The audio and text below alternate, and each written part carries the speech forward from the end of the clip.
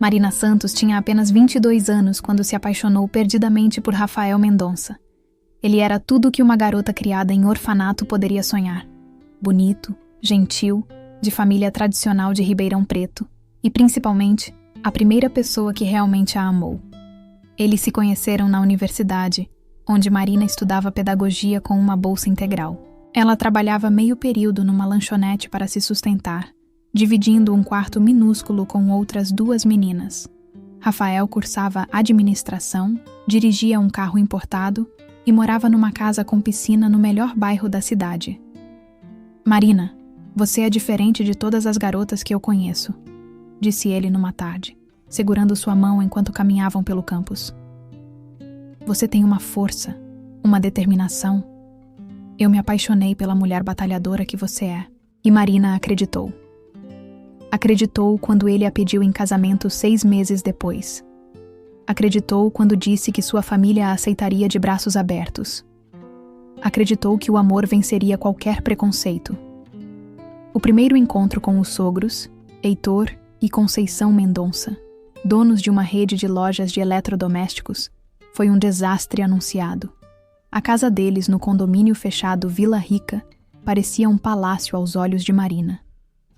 Então você é a namorada do Rafael, disse Dona Conceição, analisando Marina dos pés à cabeça, reparando no vestido simples que ela havia comprado especialmente para a ocasião. E seus pais, querida? O que fazem da vida? Eu não tenho pais, Dona Conceição.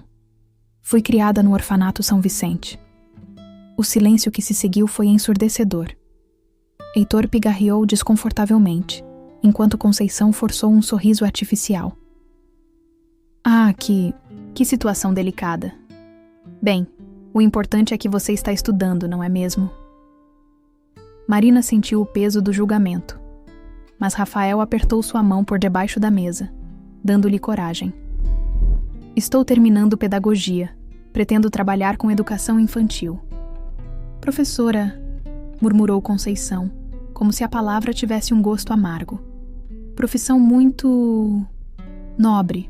A partir daquele dia, os sogros de Marina nunca perderam uma oportunidade de lembrá-la de seu lugar. Nas reuniões familiares, ela era sempre apresentada como a Marina, que não tem família. Quando sugeriam restaurantes caros, sempre vinham com a observação: Ah, mas talvez seja muito caro para vocês, não é, Marina? Rafael tentava defendê-la, mas Marina percebia que aos poucos ele também estava sendo influenciado pelos pais. As críticas sutis começaram a aparecer. Marina, você não acha que deveria se arrumar um pouco mais quando vamos à casa dos meus pais? Querida, talvez fosse melhor você não mencionar que trabalha na lanchonete na frente dos meus tios.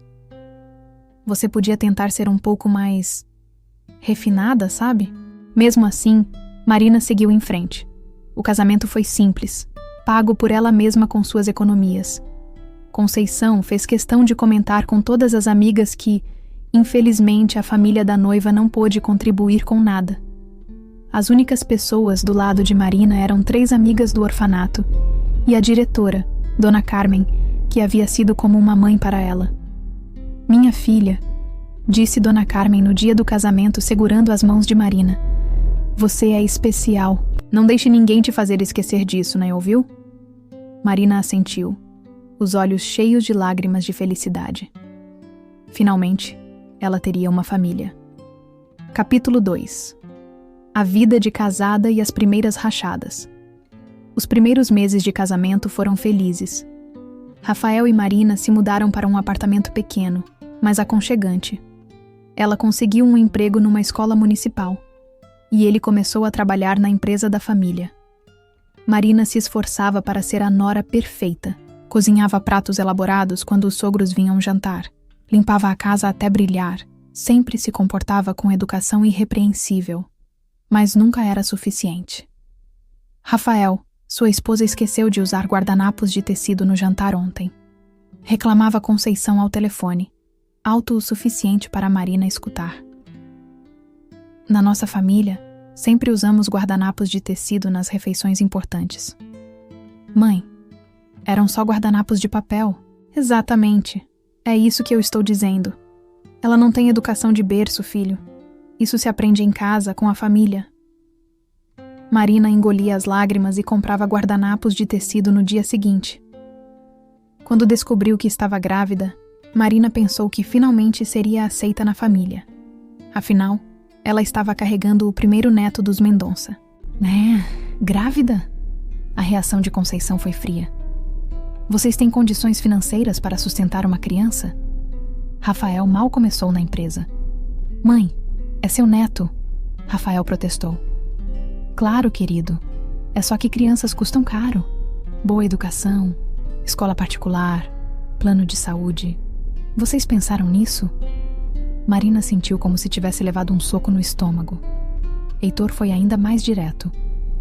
Rafael, você tem certeza de que quer ter filhos tão cedo? Você ainda tem toda uma carreira pela frente na empresa. E com uma criança? Bem, vocês vão ficar ainda mais dependentes de nós. A gravidez de Marina foi solitária. Rafael trabalhava cada vez mais, sempre dizendo que precisava provar seu valor na empresa. Os sogros faziam comentários sobre o peso que ela estava ganhando e sugeriam que ela deveria se controlar mais. Marina, querida, você viu como a Fernanda, esposa do meu sobrinho, se manteve em forma durante toda a gravidez? Comentava Conceição nas visitas. Claro que ela teve ajuda, personal trainer, nutricionista. Mas enfim, cada um faz o que pode, não é? Pedro nasceu numa manhã de dezembro, após 12 horas de trabalho de parto. Era um bebê lindo, com os olhos escuros do pai e o sorriso meigo da mãe. Marina pensou que finalmente seria aceita. Como poderiam não amar aquela criaturinha perfeita? Mas até o nascimento do neto foi motivo de crítica. Parto normal? Conceição franziu o nariz. Que coisa mais antiquada, Marina. Todas as mulheres da nossa família fizeram cesárea. É muito mais civilizado, mais higiênico. Dona Conceição, o parto normal é mais saudável para o bebê. Ah, é? E quem te disse isso? O médico do posto de saúde. O sarcasmo era evidente. Bem, cada um faz como pode, não é mesmo? Marina chorou sozinha no quarto do hospital naquela noite, segurando seu filho recém-nascido. Rafael havia ido para casa descansar um pouco e voltaria no dia seguinte. Capítulo 3. A chegada da tragédia. Pedro estava com 2 anos quando a tragédia mudou completamente a vida de Marina. Rafael voltava do trabalho numa quinta-feira chuvosa, quando um caminhão desgovernado atingiu seu carro em cheio. Ele morreu no local. Marina sentiu como se o mundo tivesse desabado sobre ela. Aos 25 anos, estava viúva, com um filho pequeno e sem saber como seguiria em frente. O velório foi um dos momentos mais difíceis de sua vida. Conceição chorava dramaticamente, recebendo os pêsames de todos, enquanto Marina ficava num canto com Pedro no colo, tentando consolá-lo que perguntava pelo papai. Minha condolências, Marina, disse uma senhora que ela não conhecia. Você é muito nova para ficar viúva. Vai conseguir se reerguer. Obrigada, dona. Ah, desculpe, sou Eulália, prima da Conceição. E você vai continuar morando aqui em Ribeirão? Eu não sei ainda. Preciso pensar. Conceição se aproximou nesse momento, os olhos vermelhos de chorar. Claro que ela vai ficar, Eulália. Pedro é nosso neto, não vamos deixá-lo ir embora. Marina sentiu um arrepio. Havia algo no tom de Conceição que não soava como carinho, mas como posse. Nos dias seguintes, enquanto Marina ainda tentava processar a perda, os sogros começaram a ajudar com os preparativos burocráticos. Heitor se ofereceu para cuidar dos papéis do seguro de vida de Rafael, dos documentos da herança, de tudo. Não se preocupe com isso agora, Marina, dizia ele, pegando documentos importantes. Você está de luto, precisa cuidar do Pedro. Deixa que eu resolvo tudo. Marina, devastada pela dor, permitiu. Foi o maior erro de sua vida.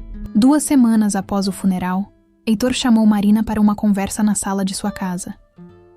Marina, precisamos conversar sobre a situação financeira, disse ele, com uma pilha de papéis na mesa. Rafael não deixou muito, sabe? O apartamento estava financiado, o carro também. Na verdade, ele tinha algumas dívidas. Dívidas? Mas como? Ele trabalhava na empresa de vocês? Sim, mas o salário não era muito alto. Ele estava começando, sabe? E com as despesas da família. Enfim, o que sobrou mal dá para quitar as dívidas. Marina sentia a cabeça rodando. Rafael nunca havia mencionado problemas financeiros. Mas e o seguro de vida? Ele tinha seguro pela empresa. Ah, sim, o seguro. Bem, o seguro é para cobrir as dívidas, principalmente. Vai sobrar muito pouco, Marina. Muito pouco mesmo. Conceição entrou na sala nesse momento, com uma bandeja de café e uma expressão de falsa preocupação. Marina, querida, conversamos muito, eu e o Heitor, e queremos fazer uma proposta. Que tal você e o Pedro virem morar aqui conosco por um tempo? Até você se reorganizar? Marina hesitou. A ideia de morar com os sogros não a agradava, mas ela estava desesperada. O salário de professora mal pagaria o aluguel de um apartamento pequeno, quanto mais todas as despesas de uma criança. Eu não quero dar trabalho. Que trabalho, filha? Conceição sorriu. Pedro é nosso neto. E você é nossa família agora. Vamos cuidar um do outro. Marina aceitou, sem imaginar que estava caminhando direto para uma armadilha. Capítulo 4. A Casa da Opressão. Morar na casa dos Mendonça foi pior do que Marina imaginava. Ela e Pedro ganharam um quarto pequeno nos fundos da casa, que antes era uma despensa. O quarto tinha uma cama de solteiro e um berço, mais nada. É temporário, Marina, explicou Conceição. Até você conseguir se organizar e encontrar um lugar melhor. Mas rapidamente ficou claro que os sogros não tinham intenção de que isso fosse temporário. Eles queriam Pedro ali, sob o controle deles. Marina era apenas um mal necessário. As regras da casa eram rígidas e humilhantes. Marina não podia cozinhar. A cozinha é muito pequena para 2 donas de casa. Não podia alterar nada na decoração. A casa tem um padrão. Não podia receber visitas. Não queremos movimentação estranha. Pedro, por outro lado, era tratado como um pequeno príncipe. Conceição comprava roupas caras para ele, brinquedos importados, o melhor de tudo. Mas sempre com um recado indireto para Marina. Veja só que roupa linda eu comprei para o Pedro. Claro que custou uma fortuna, mas ele é um Mendonça, não é mesmo? Merece o melhor. Marina trabalhava das 7 às 17 na escola municipal, ganhando um salário baixo. Quando chegava em casa, Pedro estava sempre nos braços dos avós, que faziam questão de mostrar que ele não precisava dela. Mamãe! Pedro corria para abraçá-la. Calma, meu amor. Conceição interrompia. A mamãe está cansada do trabalho. Vem cá com a vovó, vamos ver seus desenhos novos. Conceição, eu posso cuidar do meu próprio filho. Claro, querida, mas você trabalha tanto. Deixa que eu cuido dele, você descanse. Mas não era descanso, era isolamento. Marina percebia que aos poucos Pedro estava sendo afastado dela. Os avós compravam seu amor com presentes, passeios caros, tudo que Marina não podia oferecer. O pior era na hora das refeições. A família se sentava à mesa grande da sala de jantar, enquanto Marina e Pedro comiam na cozinha. É melhor assim, explicava Conceição. Pedro ainda é pequeno, faz sujeira. E você chega tão cansada do trabalho, é mais confortável na cozinha. Marina engolia a humilhação em silêncio. Ela não tinha escolha. Não tinha dinheiro para sair dali. Não tinha família para recorrer. Estava presa. As críticas eram constantes e sutis. Marina, você não acha que deveria se esforçar mais para arrumar outro marido? Pedro precisa de uma figura paterna. Querida, sei que professor não ganha bem, mas você não podia tentar algo melhor? Um curso técnico, quem sabe? Você está emagrecendo muito, Marina. Não está se alimentando direito? Claro, com esse salário. Um dia, Marina encontrou Pedro brincando com um tablet caro na sala. Pedro, que tablet é esse? O vovô comprou. Ele disse que é meu, só meu. Marina procurou Heitor, que estava lendo o jornal na varanda. Heitor, por que comprou um tablet para Pedro sem me consultar? Ah, Aquilo... Ele mal levantou os olhos do jornal. O menino precisa se desenvolver, Marina. Na escola dele, todas as crianças têm. Não queremos que nosso neto fique para trás. Mas eu sou a mãe dele. Decisões sobre Pedro deveriam passar por mim. Heitor finalmente a olhou, com uma expressão fria. Marina, vamos ser claros. Você mora na nossa casa, come da nossa comida.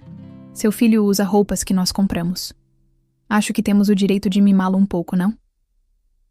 A mensagem estava clara. Ela era uma dependente. Não tinha voz ali. Capítulo 5. A descoberta que mudou tudo. Marina vivia há 3 anos naquela situação quando recebeu uma ligação que mudaria sua vida para sempre. Era uma terça-feira de março, quando o telefone tocou na escola onde trabalhava. A secretária chamou. Marina, tem um senhor no telefone. Diz que é advogado. Quer falar com você urgentemente. Marina atendeu com o coração apertado. Ligações de advogado nunca eram boa notícia. Alô? Marina Santos Mendonça? Meu nome é Dr. Antônio Carvalho. Sou advogado aqui de São Paulo. Preciso conversar com a senhora sobre um assunto muito importante. A senhora tem alguns minutos? Sim, claro. Do que se trata? Senhora Marina, estou cuidando de um processo de sucessão muito antigo e seu nome apareceu como possível herdeira. A senhora conheceu seus pais biológicos? Marina sentiu as pernas bambearem. Não conheci. Fui criada no orfanato São Vicente, em Ribeirão Preto. Por quê? Senhora Marina, preciso que a senhora venha a São Paulo o quanto antes. Tenho informações muito importantes sobre sua família. A senhora poderia vir nesta sexta-feira? Sim, posso conseguir dispensa no trabalho. Mas, doutor, do que se trata exatamente? Prefiro explicar pessoalmente, senhora Marina. Mas posso adiantar que são boas notícias. Muito boas notícias. Marina desligou o telefone tremendo. Durante 3 décadas, ela havia se perguntado sobre suas origens. Quem eram seus pais? Por que a abandonaram? E agora um advogado falava em herança. Na sexta-feira, Marina mentiu para os sogros, dizendo que ia a São Paulo resolver problemas burocráticos da escola. Pegou o primeiro ônibus e 3 horas depois estava no escritório do Dr. Antônio, no centro de São Paulo. O advogado era um homem de uns 60 anos, cabelos grisalhos, óculos de grau. Sua mesa estava cheia de documentos antigos. Senhora Marina, sente-se, por favor. O que vou lhe contar vai mudar sua vida. Marina se acomodou na cadeira, as mãos suando. Há 5 anos, comecei a cuidar de um processo de sucessão muito complexo. Trata-se das terras da família Oliveira Santos, uma das famílias mais antigas de São Paulo. O patriarca, Joaquim Oliveira Santos, morreu em 1998, deixando uma fortuna em terras no interior do estado. Marina ouviu atentamente, sem entender onde ela se encaixava nessa história. O problema é que Joaquim tinha um filho único, Benedito Oliveira Santos, que desapareceu nos anos 1970. Benedito era rebelde, brigou com o pai e saiu de casa muito jovem. Joaquim morreu sem nunca mais ter visto o filho. O advogado puxou uma pasta antiga. Há 2 anos conseguimos rastrear o que aconteceu com Benedito. Ele mudou de nome. Virou Benedito Santos apenas. Casou-se com uma jovem chamada Rosa Maria Silva. Tiveram uma filha em 1975. Marina sentiu o coração acelerar. Benedito e Rosa morreram num acidente de carro quando a filha tinha apenas 3 anos. A menina foi levada para um orfanato. O orfanato São Vicente, em Ribeirão Preto. Não pode ser. O nome da menina era Marina Santos, nascida em 12 de agosto de 1975. É a senha, não é? Marina não conseguia falar. As lágrimas rolavam pelo seu rosto. Senhora Marina, a senhora é a única herdeira viva de Joaquim Oliveira Santos. E isso significa que a senhora herdou aproximadamente 2.400 hectares de terra no interior de São Paulo, além de algumas propriedades na capital. Mas isso não é possível. Eu sempre fui pobre, sempre... A senhora foi pobre porque ninguém sabia de sua existência. Seu avô morreu procurando por vocês. Deixou até instruções para que, se algum dia encontrassem descendentes, toda a fortuna fosse entregue. O doutor Antônio mostrou documentos, certidões, fotos antigas. Marina reconheceu traços seus no rosto de um homem idoso numa foto amarelada. Quanto vale tudo isso? Conservadoramente? Uns 80 milhões de reais, senhora Marina. Talvez mais. Marina desmaiou. Capítulo 6. O plano da vingança. Marina acordou no sofá do escritório do advogado, com um copo d'água na mão e a mente ainda processando tudo o que havia descoberto. Calma, senhora Marina. Sei que é muita informação de uma vez. 80 milhões? Ela repetiu, ainda sem acreditar. No mínimo. Grande parte das terras está numa região que se valorizou muito nos últimos anos. Tem uma área que inclusive já foi procurada por uma empresa multinacional para a instalação de uma fábrica. Marina se levantou, ainda tonta. Sua vida inteira havia sido uma mentira. Ela não era pobre, não era sem família. Ela era herdeira de uma das fortunas mais antigas de São Paulo. Doutor Antônio, quanto tempo vai demorar para eu ter acesso a tudo isso? Bem, a documentação está praticamente pronta. Precisaremos de alguns exames de DNA para confirmar definitivamente, mas tudo indica que é só uma formalidade. Em uns 2 meses, a senhora deve ter acesso total à herança. E até lá, ninguém pode saber? Recomendo discrição, sim. Processos de herança dessa magnitude costumam atrair pessoas interesseiras. Marina sorriu pela primeira vez em anos. Pessoas interesseiras. Como os sogros, que a humilhavam diariamente, que faziam questão de lembrá-la de que ela era uma dependente deles. Doutor, eu gostaria de manter isso em segredo até tudo estar finalizado. É possível? Claro, senhora Marina. Vamos trabalhar com total discrição. Na viagem de volta para Ribeirão Preto, Marina não conseguia parar de pensar. Durante 3 anos, havia engolido humilhações. Havia sido tratada como criada na casa dos próprios sogros. Havia visto seu filho sendo afastado dela aos poucos. Conceição e Heitor achavam que ela era uma pobre coitada, sem família, sem posses, dependente da caridade deles.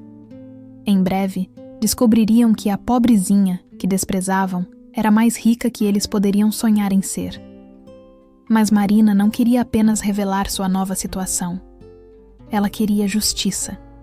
Queria que eles sentissem na pele o que era ser humilhado, desprezado, tratado como inferior. Chegando em casa, encontrou a cena de sempre. Pedro brincando na sala com brinquedos caros, Conceição no sofá vendo novela, Heitor lendo jornal. Marina, que bom que chegou, disse Conceição sem tirar os olhos da TV. Preciso que você passe as roupas do Pedro. Amanhã ele vai almoçar na casa dos primos. Claro, Conceição. Marina respondeu com um sorriso que surpreendeu a sogra. Você está diferente. Aconteceu alguma coisa em São Paulo? Não, nada importante. Só uns papéis da escola. Naquela noite, Marina mal dormiu.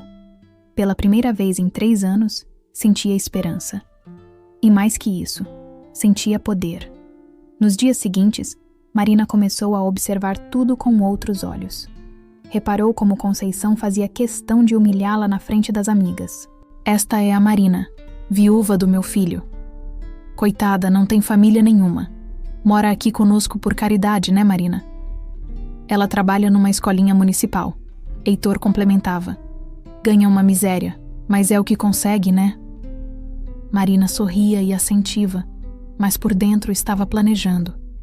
Em breve, muito em breve, a situação se inverteria completamente. Capítulo 7. Os preparativos silenciosos. Durante as 6 semanas seguintes, Marina agiu como uma atriz consumada. Continuou sendo a nora submissa de sempre, mas secretamente estava se preparando para a grande revelação. O doutor Antônio ligava semanalmente com atualizações. O DNA havia confirmado. Marina era mesmo a herdeira única. As escrituras estavam sendo transferidas, as contas bancárias abertas. Em breve, ela seria oficialmente uma das mulheres mais ricas do interior de São Paulo. Marina pesquisou discretamente sobre os sogros. Descobriu que a empresa deles, que parecia tão próspera, na verdade estava enfrentando dificuldades. A concorrência das grandes redes estava apertando, e eles haviam feito alguns investimentos ruins nos últimos anos. Descobriu também que a casa onde moravam estava hipotecada.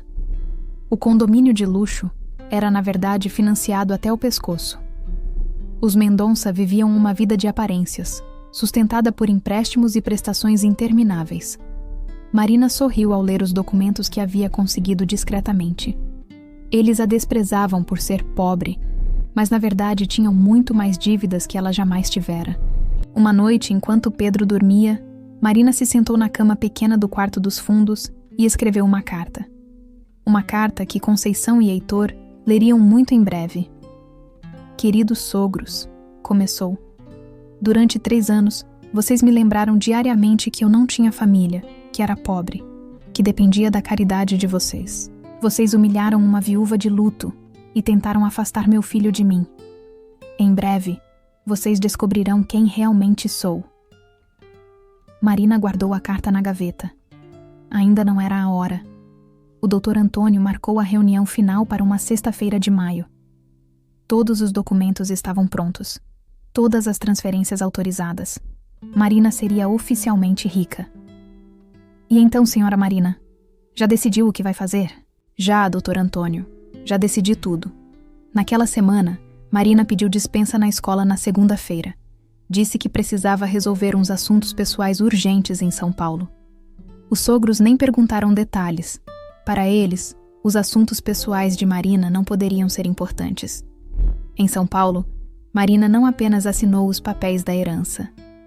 Ela também comprou roupas elegantes. Foi ao salão, fez as unhas. Pela primeira vez na vida, pôde comprar o que quisesse sem olhar o preço. Comprou também um presente especial para Pedro. Um playground completo, daqueles caros, que seria instalado no quintal da casa nova que ela já havia escolhido. Uma mansão em condomínio fechado, muito melhor que a casa dos Mendonça. Doutor, preciso de mais um favor, disse Marina antes de ir embora. Claro, senhora Marina. Quero que o senhor vá comigo a Ribeirão Preto na próxima segunda-feira. Tenho uma revelação a fazer. Capítulo 8. O dia da verdade. Na segunda-feira de manhã, Marina acordou cedo e se arrumou cuidadosamente. Vestiu um dos conjuntos elegantes que havia comprado em São Paulo. Calçou sapatos de marca. Prendeu o cabelo num coque sofisticado. Quando desceu para a cozinha, Conceição quase cuspiu o café. Marina, que roupa é essa? Onde você conseguiu dinheiro para comprar isso? Bom dia, Conceição. O Dr. Antônio vem me buscar daqui a pouco. Precisamos conversar, os 4. Que doutor? Marina, você está me assustando. Heitor apareceu na cozinha nesse momento, vestindo o pijama. Que conversa é essa? Marina, que roupa estranha é essa? Sente-se, Heitor. Conceição, pode chamar Pedro? Ele vai brincar no quarto enquanto conversamos. Marina, você está falando comigo como se fosse a dona da casa. Conceição se alterou. Marina sorriu. O mesmo sorriso frio que eles usavam com ela há 3 anos. Em 10 minutos vocês vão entender tudo. A campainha tocou. Marina foi atender e voltou acompanhada do Dr. Antônio, um homem elegante, de terno caro, pasta de couro, postura imponente. Conceição, Heitor. Este é o Dr. Antônio Carvalho, meu advogado. Os sogros se entreolharam, confusos. Que advogado? Marina não tinha dinheiro nem para pagar um advogado.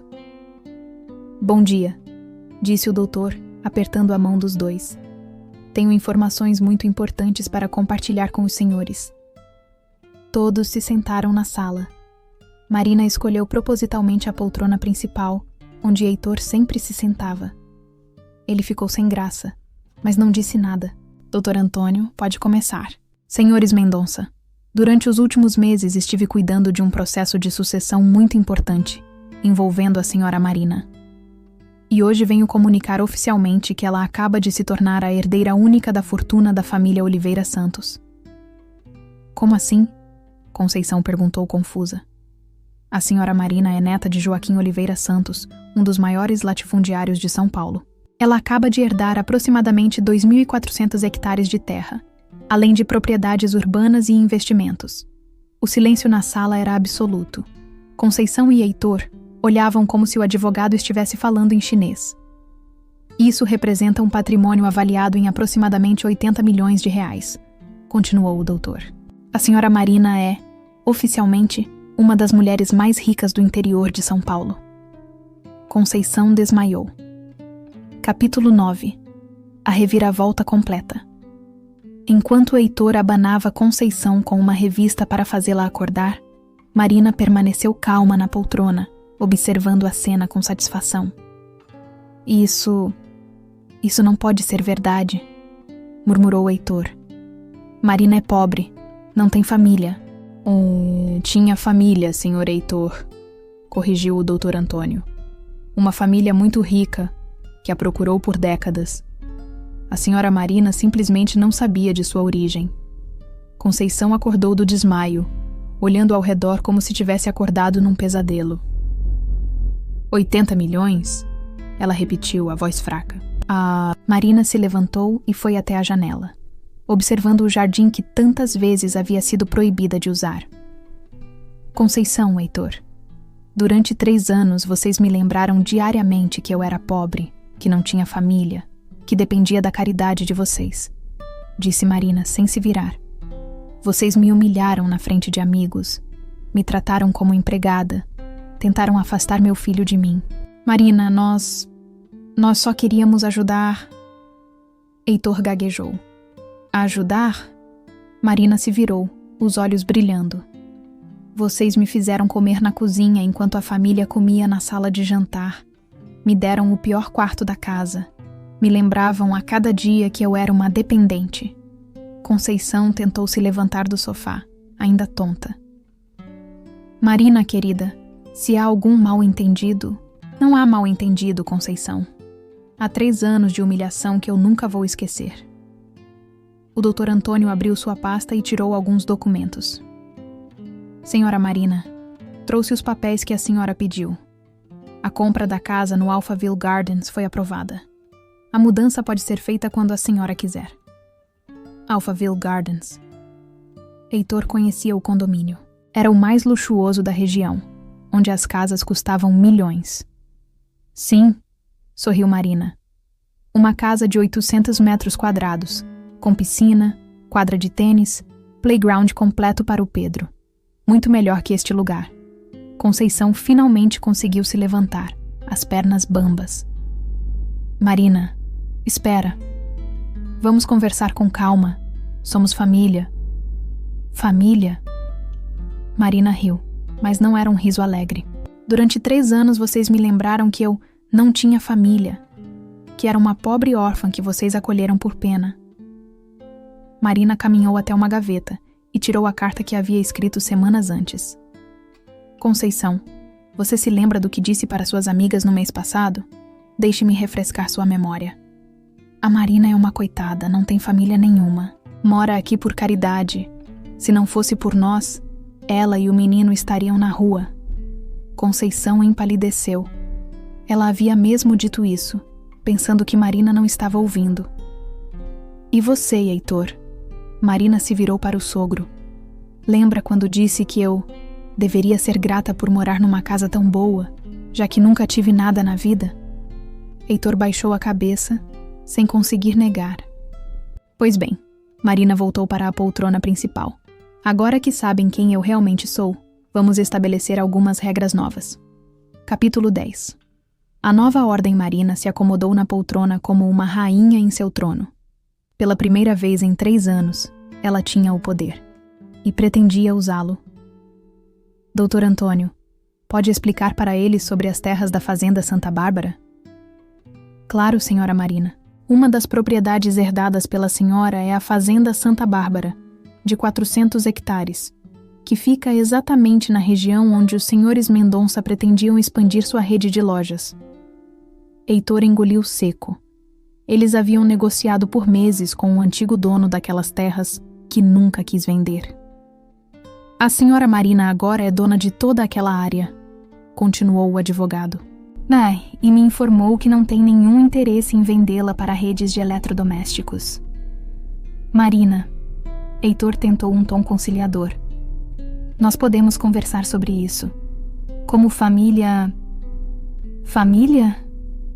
Marina repetiu a palavra como se fosse venenosa. Agora somos família? Que interessante. Quando eu era pobre, vocês faziam questão de me lembrar que eu não pertencia a esta família. Conceição tentou uma abordagem diferente. Marina, querida, se fizemos alguma coisa que te magoou, foi sem querer. Sempre te tratamos bem. Marina se levantou abruptamente. Bem? Vocês acham que me trataram bem? Sua voz estava subindo de tom. Vocês me humilharam por 3 anos. Me fizeram sentir como uma mendiga na casa de vocês. Pedro apareceu na sala nesse momento, assustado com os gritos. Mamãe, por que está gritando? Marina imediatamente mudou o tom, se ajoelhando na altura do filho. Desculpa, meu amor. A mamãe estava conversando com os vovós. Que tal você ir brincar no quarto? Daqui a pouco a mamãe te conta uma novidade muito legal. Que novidade? Vamos ter uma casa nova, com um playground só seu no quintal. Os olhos de Pedro brilharam. Sério, mamãe? Um playground só meu? Só seu, meu amor. Agora vai brincar que a mamãe termina de conversar aqui. Pedro saiu correndo, empolgado. Marina se virou novamente para os sogros. E por falar em Pedro, vocês acham que eu não percebi o que estavam fazendo? Comprando presentes caros para ele, me fazendo parecer a mãe pobre que não podia dar nada ao próprio filho? Marina, nós só queríamos mimar nosso neto. Conceição tentou se justificar. Mentira. Marina explodiu. Vocês queriam afastá-lo de mim. Queriam que ele crescesse achando que os avós ricos eram melhores que a mãe pobre. O Dr. Antônio tossiu discretamente, lembrando Marina de manter a compostura. Desculpem. Marina respirou fundo. Onde estão as chaves do carro de Rafael? Como assim? Heitor perguntou. O carro que vocês disseram que estava financiado, que vocês tiveram que quitar as dívidas. Onde estão as chaves? Heitor e Conceição se entreolharam nervosamente. Marina, nós vendemos o carro para pagar as dívidas do Rafael. Venderam? Marina sorriu friamente. Dr. Antônio, pode mostrar para eles o documento que trouxe? O advogado tirou um papel da pasta. Este é o extrato das dívidas do Sr. Rafael na época de sua morte. Ele tinha apenas 3.200 aires em pendências no cartão de crédito. O carro estava completamente quitado. O silêncio na sala era sepulcral. Vocês mentiram para mim, Marina disse, a voz tremendo de raiva. Vocês roubaram o carro do meu marido morto e me fizeram acreditar que ele tinha deixado dívidas. Marina, nós podemos explicar. Heitor começou. Não quero explicações. Quero o dinheiro da venda do carro, com juros de 3 anos. Conceição começou a chorar. Marina, nós não temos esse dinheiro. A empresa está passando por dificuldades. Eu sei. Marina sorriu. Sei que vocês hipotecaram esta casa. Sei que devem 340 mil reais no banco. Sei que a empresa de vocês está quase falindo. A expressão de choque nos rostos dos sogros era impagável. Como você... Heitor murmurou. Como eu sei? Ora, Heitor, quando se tem 80 milhões de reais, consegue-se qualquer informação. E descobri coisas muito interessantes sobre vocês. Capítulo 11. A verdade. Sobre os Mendonça, Marina caminhou até uma estante e pegou uma pasta que havia escondido ali pela manhã. Descobri, por exemplo, que vocês nunca pagaram corretamente o INSS dos funcionários da loja. As 180 mil em dívidas trabalhistas acumuladas. Heitor empalideceu. Descobri também que vocês sonegaram impostos por 5 anos seguidos. A Receita Federal vai adorar saber disso. Marina, pelo amor de Deus. Conceição suplicou. Pelo amor de Deus. Marina riu amargamente. Onde estava o amor de Deus quando vocês me humilhavam todos os dias? Quando me faziam dormir no quarto da despensa? Quando me tratavam como empregada? O doutor Antônio se levantou. Senhora Marina, se me permite, gostaria de ler a proposta que preparamos. Por favor, doutor.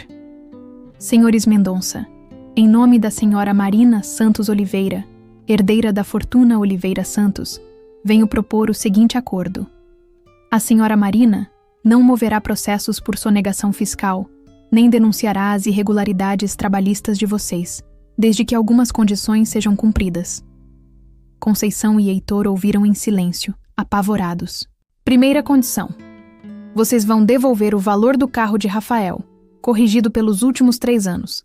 São R$47 mil. Segunda condição. Vocês vão assinar um documento assumindo que mentiram sobre as dívidas de Rafael e se desculpando publicamente por isso. Terceira condição. Vocês nunca mais vão interferir na educação de Pedro. As decisões sobre meu filho são exclusivamente minhas. E quarta condição. Vocês vão tratar a senhora Marina com o respeito que ela sempre mereceu.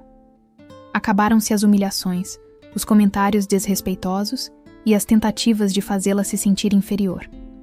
Marina acrescentou. E mais uma coisa.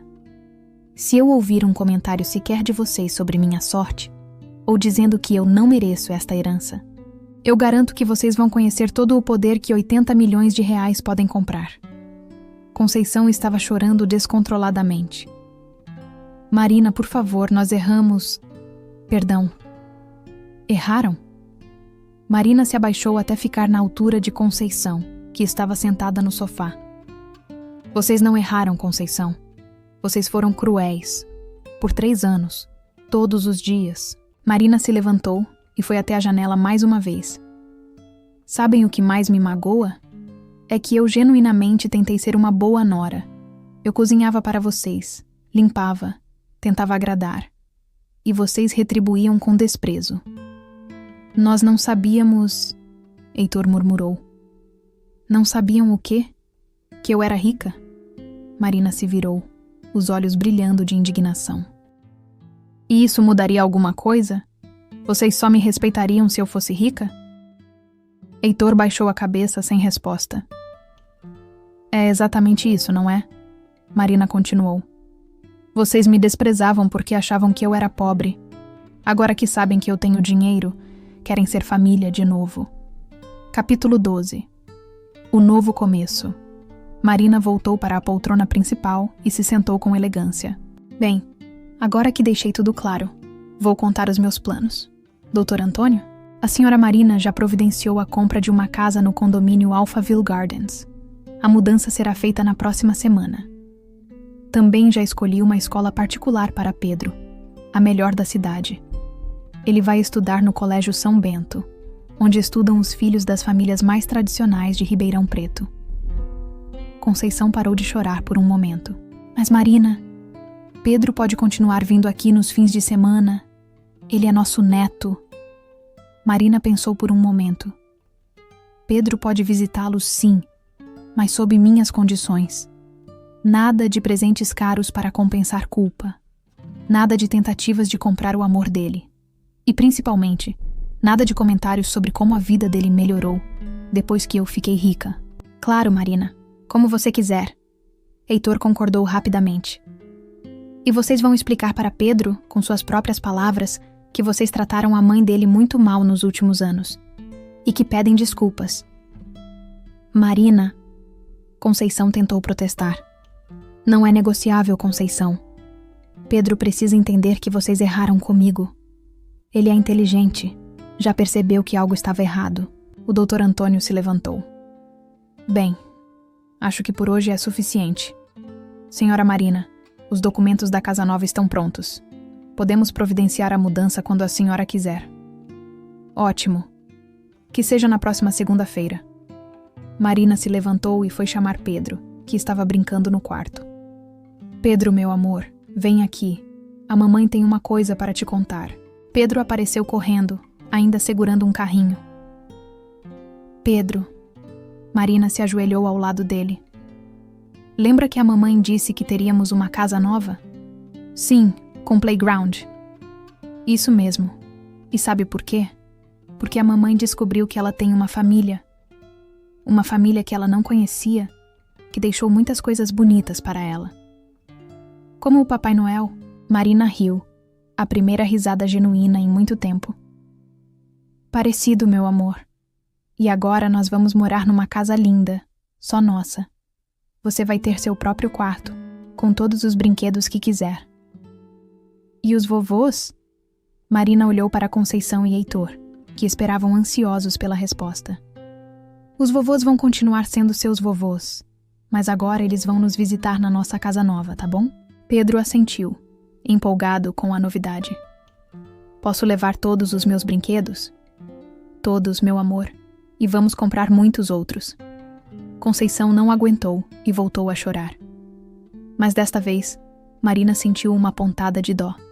Apesar de tudo, eles eram os avós de Pedro. Conceição, Marina disse num tom mais suave. Eu não quero privar Pedro do convívio com vocês, mas quero que seja um convívio saudável, baseado em respeito. Sim, Marina, entendemos.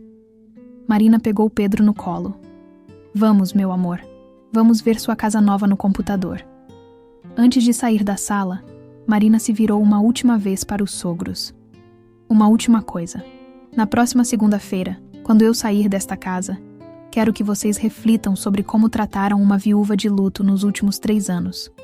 E se perguntem, se Pedro crescer e tratar vocês da mesma forma que vocês me trataram, como vocês se sentiriam? E com essas palavras, Marina saiu da sala, carregando Pedro e deixando para trás 3 anos de humilhação. Capítulo 13. A nova vida. A segunda-feira seguinte foi o dia mais libertador da vida de Marina. Ela acordou cedo, vestiu uma roupa elegante e chamou a empresa de mudanças que havia contratado. Pedro estava eufórico, correndo de um lado para outro enquanto os homens embalavam seus poucos pertences. Mamãe, quando vamos ver a casa nova? Daqui a pouco, meu amor.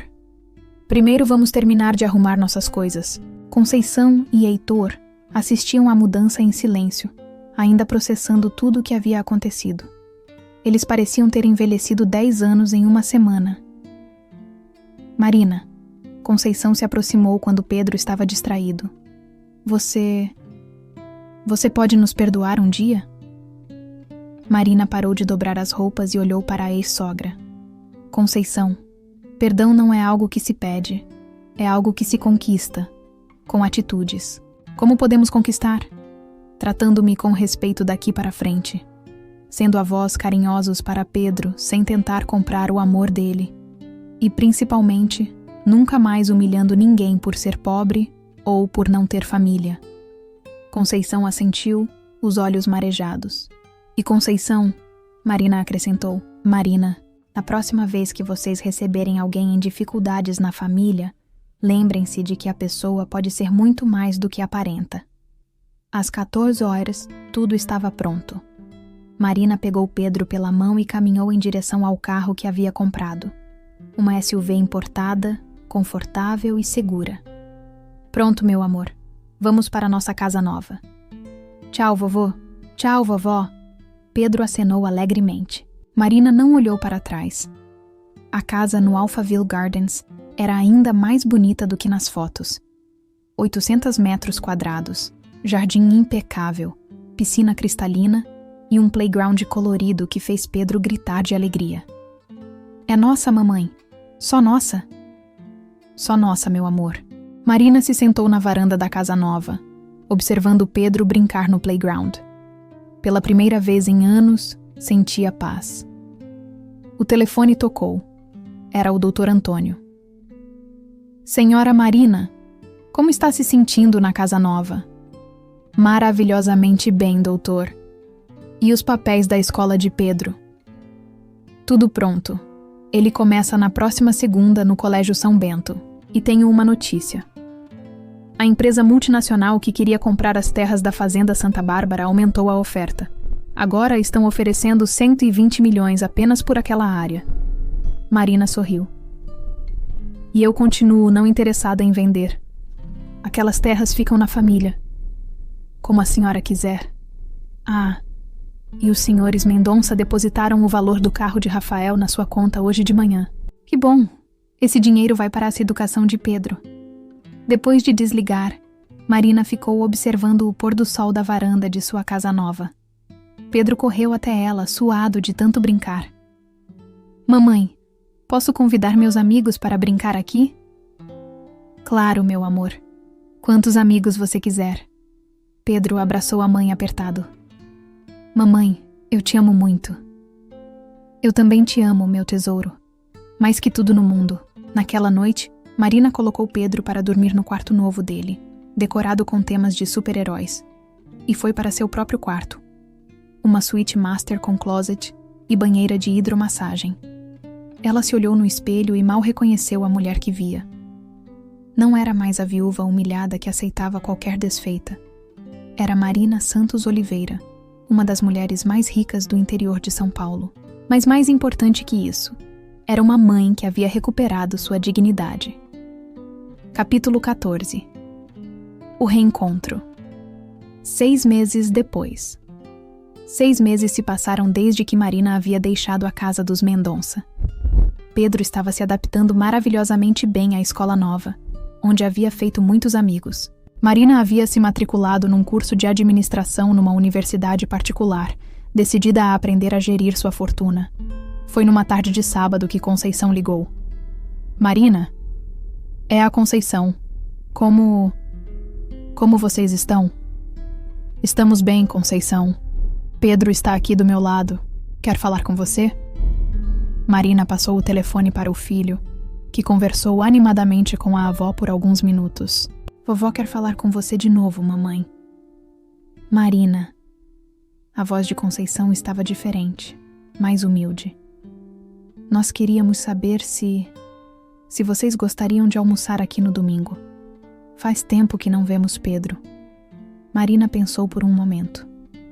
Conceição, vocês podem vir almoçar aqui em casa. Eu cozinho. Aí? Na sua casa? Sim. Se quiserem ver Pedro, são bem-vindos na nossa casa. No domingo, Conceição e Heitor chegaram pontualmente ao meio-dia. Eles pareciam intimidados pelo portão eletrônico, pelo jardim bem cuidado, pela casa imponente. Marina os recebeu na sala, elegantemente vestida, mas com um sorriso genuíno. Entrem, fiquem à vontade. Pedro correu para abraçar os avós, que se derreteram de saudade. Vovô, vem ver meu quarto, e o playground, e a piscina. Enquanto Pedro mostrava a casa para os avós, Marina terminou de preparar o almoço. Quando todos se sentaram à mesa, a mesa principal, não a da cozinha, Conceição não conseguiu segurar as lágrimas. Marina, eu preciso te pedir perdão, de verdade. Marina parou de servir o arroz e olhou para a ex-sogra. Nós tratamos você muito mal, continuou Conceição. Você estava de luto, precisando de apoio, e nós fomos cruéis. Heitor pigarreou.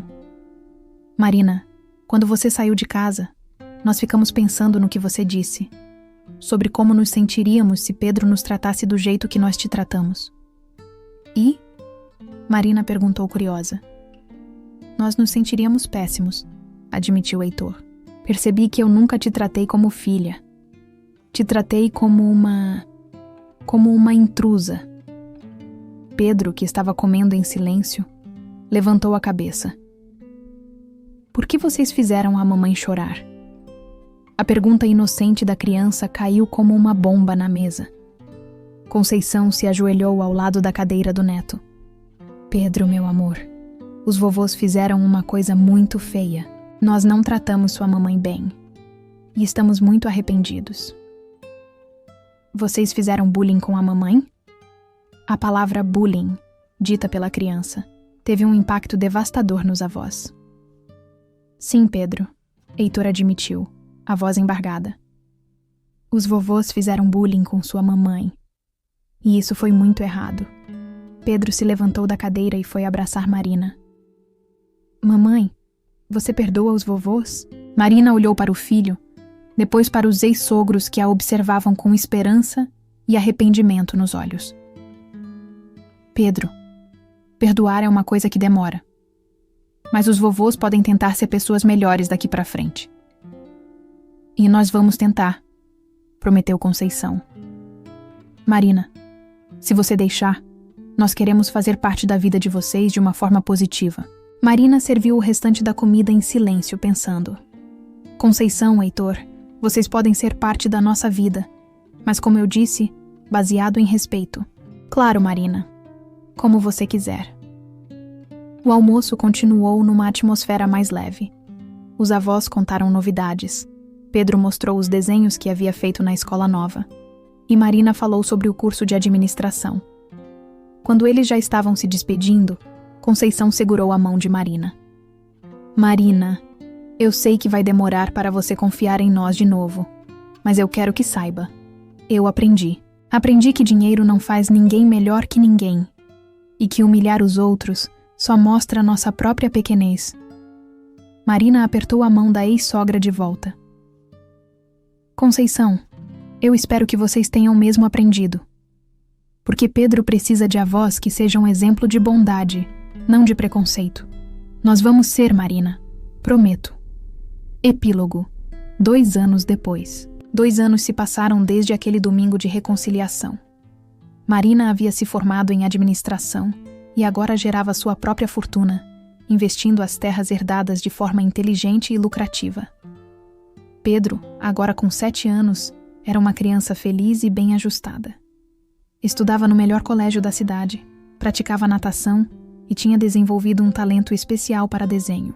Os Mendonça haviam realmente mudado. Conceição se tornara voluntária numa instituição de caridade que ajudava mães solteiras, e Heitor havia quitado todas as dívidas trabalhistas da empresa, além de implementar um programa de ajuda aos funcionários em dificuldades. Era a véspera do aniversário de Pedro quando Marina recebeu uma ligação inesperada. Senhora Marina, aqui é da Prefeitura de Ribeirão Preto. A senhora poderia comparecer aqui amanhã? Temos uma proposta muito interessante. No dia seguinte, Marina descobriu que a prefeitura queria comprar parte de suas terras para construir um complexo educacional público, escolas, creches e um centro de formação profissional. O valor oferecido é de 15 milhões, senhora Marina, e o projeto beneficiaria milhares de crianças carentes da cidade. Marina não hesitou nem um segundo. Aceito, mas tenho uma condição. Quero que uma das escolas seja destinada especificamente a crianças órfãs, como eu fui. Claro, senhora Marina. Será uma honra. Naquela tarde, na festa de aniversário de Pedro, Marina anunciou a notícia para a família reunida. Pedro, mamãe vai ajudar a construir uma escola para crianças que não têm pais, como a mamãe não tinha quando era pequena. Pedro, com seus 7 anos, entendeu perfeitamente a importância do gesto. Mamãe, você é como uma super-heroína. Conceição, que estava ajudando a servir o bolo, se aproximou de Marina. Marina, você é uma pessoa incrível, e eu me envergonho de ter demorado tanto para perceber isso.